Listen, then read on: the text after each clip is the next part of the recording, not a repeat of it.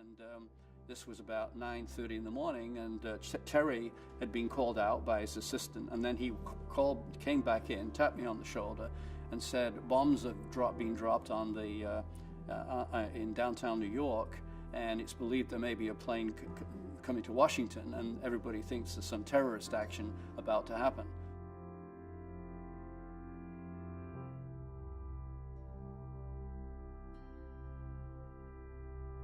So everybody in the meeting, we probably should go back to our associations. I think there's going to be a shutdown. And as I walked into my office, we saw the plume of smoke from the Pentagon. The fact that the pilots were themselves students, though at a trade school, not a university, meant that we were immediately hauled down to the Congress to explain how could people like this get visas and so on. And so we tried to prepare, pointing out the difference between a student visa for a university, which was given in the country of origin, versus people coming in as visitors and then getting a short-term visa to go to a trade school. So I arrived and I had to follow the then director of the INS, the old Immigration Naturalization Service.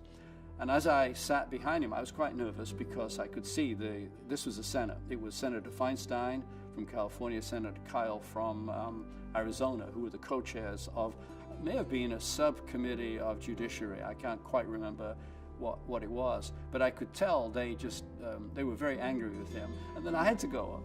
And so I had my prepared text, and they were still very, very angry. And so they were not listening. I finally put my hand up and said, Senator Kyle, who was the chair, I said, could I declare a conflict of interest? And everyone quiet, and I said, I came on a student visa. Some senator at the back said, but he's a Brit.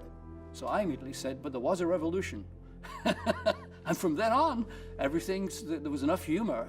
We were able to, there was still a great deal of anger and hostility and a great deal of desire for a quick solution, but we were able to develop a dialogue. Then we had to work on the Homeland Security Act. I mean, that was how to be responsive to security, and yet at the same time find some filter that would allow talented people both to come for short periods or come and stay if necessary. And that which is what we're dealing with in some ways today, but on a different scale. But it really started that whole debate about what role should immigration play in American society, and it was blown into a huge and important political issue by 9/11.